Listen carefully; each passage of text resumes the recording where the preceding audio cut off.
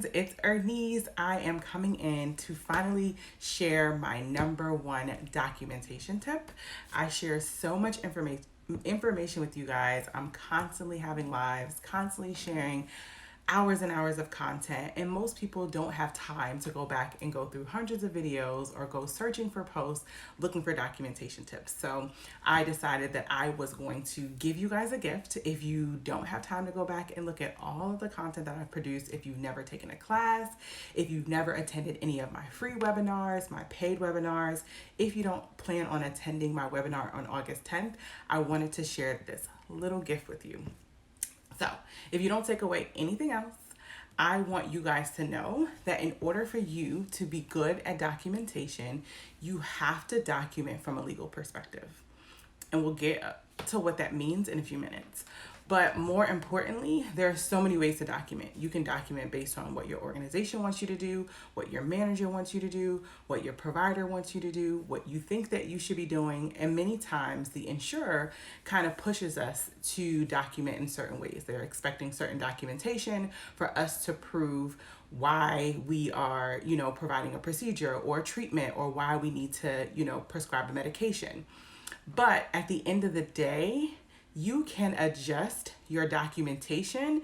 If you don't accurately document for the insurer, you just send in supplemental information. If you don't accurately document for the provider or for your organization or for your manager, you can go in and create addendums. You can edit your note. You can add additional information.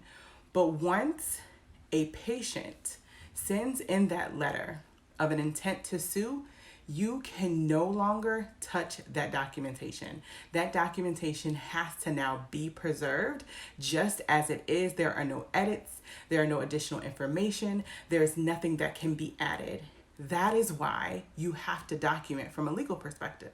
And as much as we think like, oh, it's not a big deal, I've never had an issue, I've worked in healthcare and it's not a problem, healthcare organizations take a hit every single year because we're not documenting properly, right? They don't necessarily go back and train, like that trickle down effect after they've paid millions of dollars in penalties because we haven't documented our turns, because patients have left with bed sores and we weren't sure if they came in with the bed sore because we didn't document that at the entry point or in their admission, right? They take those hits and they keep it moving. They don't know how to teach people how to document on a mass level. How do I teach nurses how to document, and PAs and nurse practitioners and doctors and radiologists? Like, there's so many people in the organization that are documenting. They're not even tackling the issue. They would rather take the hit for millions of dollars than to teach you. But at the end of the day, it's not just the hit that they're taking.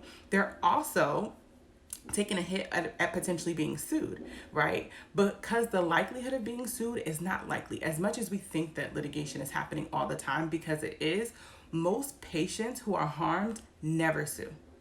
Never. They take it and they just figure this is what it was. It was just a risk of having the surgery. It was just so happened. Like, unless something is really egregious, and I talk about that, right? Most of the time people don't sue because of what happened. They sue because of how they are treated. Right? And so when we're constantly having this conversation about improving our documentation, you have to understand how to document from a legal perspective. One, it'll make you more efficient and effective. The way I document, because I know how to document legally, right? As a travel nurse, I traveled all of last year. I worked on COVID units. I was floated every single day at one of my assignments, literally from unit to unit to unit. From neuro to oncology to med surg to wherever they felt that I needed to be. And every experience was a different place. Like, it was not like, oh, you're in the same hospital, so every situation you're documenting the same. No, I knew that as long as I hit these very specific legal points, I could protect my job, right? If I made a mistake, if I made an error, if I didn't know something because I wasn't properly trained to work in all of these various departments, I was just essentially thrown on the unit, even though I was supposed to be just, I'm a travel nurse, supposed to be here for med surg, but I'm on all of these different units. I had to understand how to document legally.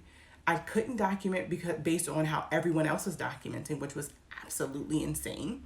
Right? If you see some people's documenting ridiculously long notes at the end of the shift, not documenting at all, documenting things that don't need to be documented, not documenting things that do need to be documented. My purpose while I was on assignment was to document legally so that if anything ever came up when I left this assignment, I would be protected. That's it. Right? And so we are documenting from all of these various perspectives. And the only one that matters when it comes down to either being reported to the board or having to defend yourself in litigation is understanding how to document legally. You are effective and efficient. It is less documentation than what you're probably already doing. You're getting straight to the point. You're sticking to the facts. It's cut and dry. Like, it's not necessarily something that you're overwhelmingly documenting copious notes. There's no point. Why? Why would you document a copious note when you already have your vital signs? You already have when you've documented when you've given medication. What needs to be documented is specifically addressed when you're doing it from a legal perspective. And so I encourage you guys to understand how to document from a legal perspective. I'm teaching a live webinar on August the 10th. All of the details are at the link in my bio. If you've ever attended my free webinars, my pay webinars, we have a great time. People ask amazing questions. I have amazing stories. I've been a nurse for 13 years. I worked in the OR, pre-op PACU, hospice. I worked in telemetry. I recently worked in a federal qualified healthcare center. So I was managing out here. So that's ambulatory care. I now run a vaccine clinic. And then all last year I traveled. So I come with so much information. Yes, I haven't worked in labor and delivery. No, I haven't worked in all these specialties, but I've also been able to consult in many of those cases. And I understand what it's like to look at people's documentation and to say, this is good, this is not good. Right? And so that is it. That's the understand how to document legally to ensure that if they send the letter for the intent to sue, that you are protected. And that's what I'll be helping y'all figure out over the next few weeks. I'll be sharing more details. I'll be sharing more information. We'll be talking about tips, tools, and resources. And this applies to nurses. This applies to nurse practitioners, PAs, to even providers. As much as we think that, oh, the provider always knows best, providers do not document well. Many times litigation is based on the provider's notes and not the nursing notes, right? So what I always encourage nurses to do, you're not protecting yourself, right? Your goal is to communicate effectively as a team member. Documentation is communication. Right? Documentation is not defensive medicine. Documentation is not you trying to protect yourself. You have to go in and document communication. That's it. Your goal is not to undermine someone, and your goal is not to overtalk someone. Your goal is to communicate effectively. And how you do that is so easy when you understand how to do it legally, right? I tell a story, and I don't even remember when I posted it, about a provider who attempted, hey bestie, to try to make me give medication, like 2 doses of, maybe it was oxy, but it was some narcotic, but they were 2 separate orders. And he kept texting me and saying, just give them both at the same time. And I'm like, that doesn't make sense. Like, why would I do that? Right? And instead of me, documenting the doctor is telling me to do this, I communicated effectively with him. I'm not doing that. I'm going to give him this one medication. If you want to order an extra dose, feel free. And then the next day, the patient's in so much pain, and he was rightfully in pain. He had an infection in his arm, all these things going on. And the doctor just kept saying, just give the second dose. I'm like, it's not a second dose. It's either one or the other, right? I never had to document in the chart the conversation that we were having. All I documented was what I did for my patient, the medications that I gave, and that I notified the doctor that the patient wanted more medication.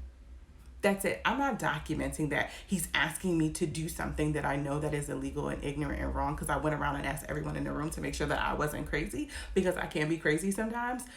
It wasn't me, right? I did not have to undermine him. I did not have to throw him under the bus. I did not have to put him in a position to have to defend himself. I communicated effectively what I needed from my patient.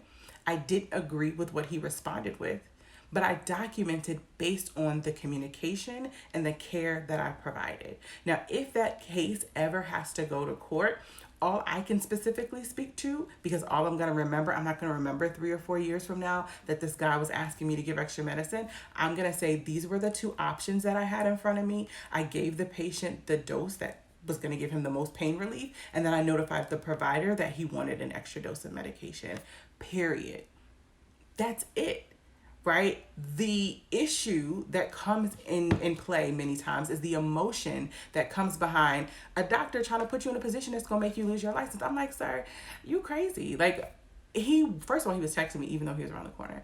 But putting me in a position that could make me lose my license is very frustrating. And so instead of people understanding that you are now in a position of power to hold your own, communicate effectively, and let him go figure out what he gonna do.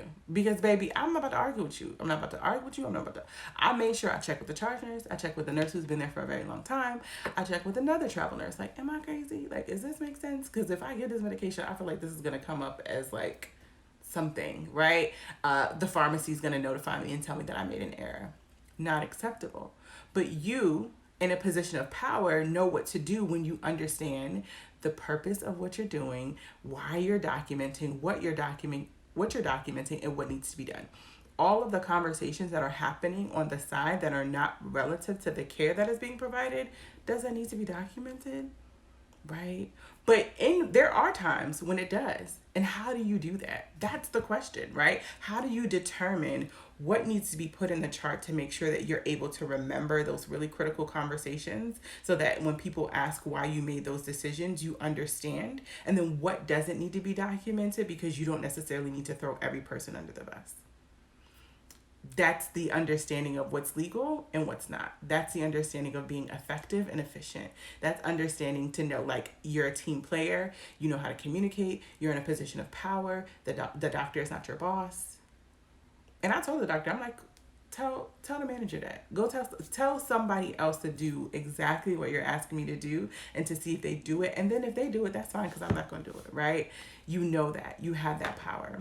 And so that's what we're going to be talking about for the rest of this month. That's what we're going to be talking about on August 10th. We're coming with case studies. We're going to be talking about some very big cases that are happening. We're going to talk about all of the things that are actually going on now in the real world.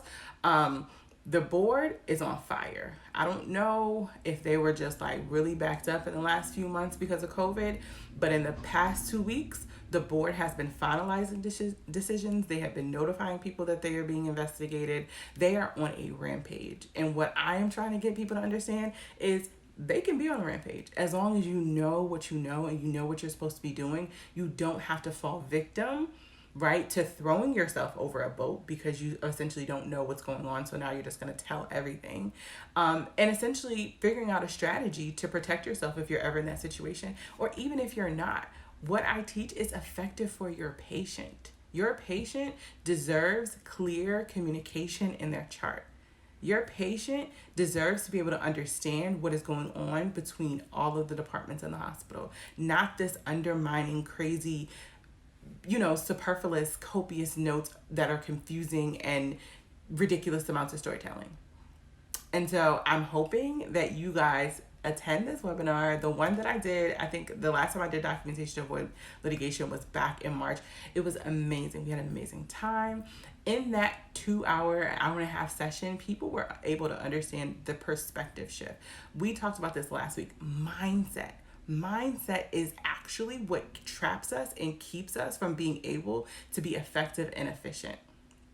She cut up. Yeah, she cut up. We was just together this weekend, right? Your mindset at either thinking that you know what you're doing, even though you've never been properly trained, understanding that people who probably trained you were training you off some old methodology and some old systems, and being able to let that go, that's a process.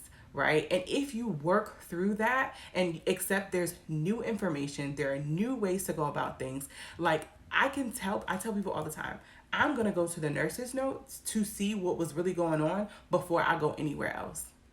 Because at the end of the day, the nurse is going to tell the truth. The nurse is going to tell you, I don't care. The provider is going to send a templated, repetitive note. Progress note. I'm not going to really get anything from that. The nursing notes are going to be the ones that are really going to be determinative of if the case is going to go forward or not. And if you're throwing the providers under the bus, oh baby, we going to court, baby. It's about to be a thing. Like, people are going to be collecting coins at the end of the summer.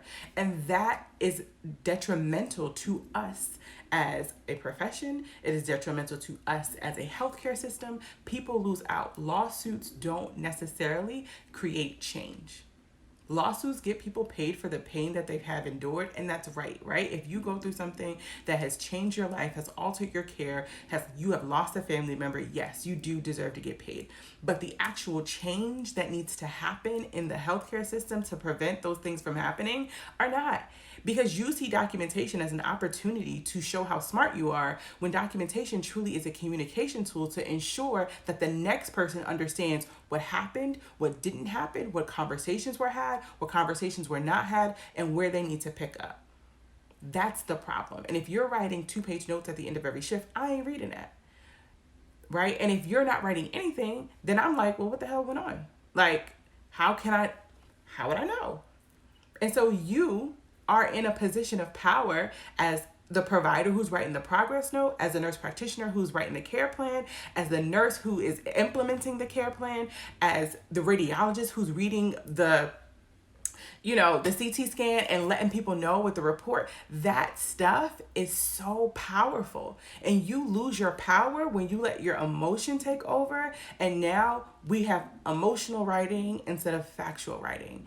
And now I'm trying to figure out who mad at who and what's really going on.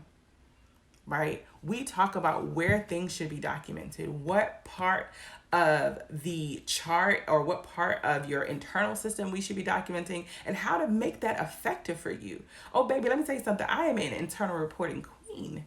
What? Play with me not. I'm an internal reporting queen. As a traveler, I had to report myself my first week of travel when I accidentally gave someone the wrong medication due to the absolute chaos that was going on. Because, baby, I'm not going to lose my license because I made a mistake.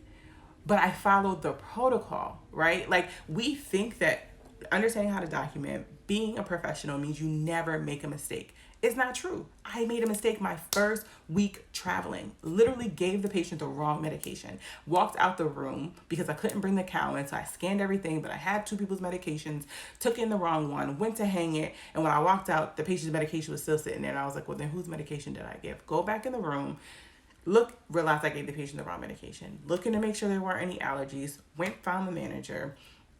And I was like, I got to report myself. Like, because if this patient has a reaction, I need everyone to know that I spoke with the doctor, that I spoke with the manager, that I monitored the patient. Like, that's what y'all miss. You make the mistake and try to hide it, or something is happening instead of being open and honest and documenting appropriately the appropriate steps that need to be taken. That's healthcare. The standard of care is what you should be doing. Where y'all mess up is because y'all try to hide stuff. Ain't nobody about to do that. Somebody who writes books at the end of every shift, and it irks my nerves. I don't understand. Why would you waste your time? I don't get paid to write books. I get paid to take care of patients, right? And that's that is the mindset. You are there to take care of your patient. The communication tool is your documentation to show that you took care of your patient. That's what you got paid to do. You did not get paid to write a scribe, like, a note, and you're here chart. Like, I see people chart all night long. I'm like, what y'all charting? What y'all talking about? What am I missing? What am I doing? Because, baby, I got my baby, my patient changed, cleaned up, juice, water, ice for the next shift, chapstick because their lips were dry. But y'all documenting what's going on. What am I missing? I'm trying to understand. Oh, yes, we can do a live soon. Talk about self-reporting, boo. They don't teach this in school. They don't teach this in orientation. They don't teach this in training, right? I started at a great hospital, so I had great experiences. And I had an attorney who literally taught, not as thoroughly, but had this conversation at every orientation, and then would make his way around to every single unit every year. You would see his face like, I'm not playing with y'all. Y'all put that in the chart. It's going to be a problem. Like, what? We're missing it. You're missing the point, right?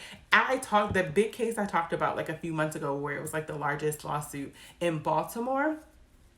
Baby, they ain't got to buy no badges, baby. Just come to the class, because y'all buy these badges. Baby, because when I close up shop, this conversation will eventually just going to be living somewhere. The live conversations, the opportunity to engage and ask questions. 2022, we're going to be in a whole different world. So I'm just trying to give what I know needs to be given so that we can elevate ourselves, because when the world truly opens up, Bestie always holding me down. I love you, girl. Um, there is nothing that is keeping us from not being sued, right? There are no laws. Like that COVID law is eventually about to be destroyed. People are going to sue, and eventually what happened in COVID is going to be exposed. Even if it's not fully exposed to the point of lawsuits, all that stuff that happened in the beginning where people who were unqualified were changing people's vent settings, were taking care of people in inappropriate ways, were not, all of that will eventually come out. If it doesn't come out individually, it'll come out in like a congressional hearing. It's going to come out. And how it essentially is going to be paid for or dealt with is going to be a little bit of a mystery, but it's going to come out. So some of their states and federally, there are kind of laws that are saying, oh, don't sue the providers because this is COVID and was a pandemic. But people's families want answers. And when you don't get answers, you're going to keep pushing and you're going to keep pressing, right? And you're going to want to know what happened. If my family died from COVID, okay. If my family died because you decided to give someone else care and not my family, I want to know why. If it was based on racism, if it was based on because they had a disability, if whatever, because they were from a nursing home, like people are going to want to know their answers. So as much as right now there isn't a lot of conversation about what happened in COVID and the lawsuits, there are lawsuits that are trickling down, and there eventually could potentially be even something greater and larger on a larger scale, right? And that whole, skeleton documentation that they were telling people to do, I was like, skeleton documentation?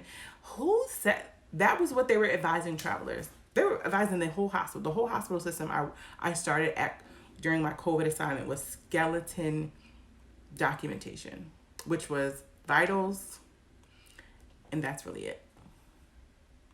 And I'm like, people got stage 4 wounds. People got just all kind of stuff going on, unable to eat, unable to drink, and we're just skeleton document. And then when skeleton documentation ended, there wasn't a big announcement. There was an email, and if you don't check your email, of course, you didn't know. And then someone was kind of going around like, oh yeah, skeleton documentation ended. What? I document it regularly. You won't play with me, my license, my future. I don't care if I'm never ever practicing as a nurse again. I'm not sitting before nobody talking about no skeleton documentation. Are you crazy? Madness. Y'all drop y'all questions. Y'all can hit me in my DM. When I tell y'all, I don't know when I will ever offer this documentation course again. It definitely won't be in 2021. Skeleton documentation was absolute foolishness, and it was a major hospital in New York City that has multiple sites was telling people the skeleton documentation. Okay. Whew. If I like the COVID diaries, I'm gonna have to go to therapy to process that, and then eventually I can have a COVID diary. But the COVID diaries were real. From the first day to the last, it was real. That's another story for another day. But yeah, tap in, come into the webinar. It's going to be an amazing time. When I say I'm a good storyteller in here, but like I cut up in the webinar because it's a little bit more of a closed environment. Like people can't really screenshot. I mean, they could and take it and like, share it like crazy things, but I tell really good stories because I've been through some stuff and I've made mistakes and errors and I had challenges, right? Like I am a human, I'm a person, I'm not perfect. And so I'm able to share so many of those experiences with you all to help you learn from my mistakes and the mistakes of those people who I'm working with, who I'm representing and dealing with, who are being reported to the board and sitting before the board, as well as cases that I've, worked through where, the first case I worked on was with my mentor and we got $1 million. Like based off me just saying, oh, I read the note, realized what happened, a phone call, $1 million. Like when you really know what you're talking about and what you're doing, it makes it very easy and effective and efficient. So if you missed the beginning of the one thing that you needed to know, I'm going to post it again. I'm going to share it. I'll share some clips as well throughout the week. I'll also share some carousel so you guys can kind of share it with your friends. But the number one documentation tip is here in this conversation. So I'm sorry, Marquise, that you missed the beginning of the convo, but I will repost it and you'll catch it in the first 3 minutes. It won't be deep into this conversation. So I've had a really long day, a long, amazing weekend with my business bestie. We just vibed out all weekend and got some things done. I am doing lots of fun things that I'll be sharing throughout the week as well, and as well throughout the rest of this year. Lots of good things going on. So I hope you guys stay tuned, stay logged in, and share this once I get it posted. So stay lifted, stay encouraged. Y'all got this. Y'all can do it. Y'all can do it. Bye, y'all.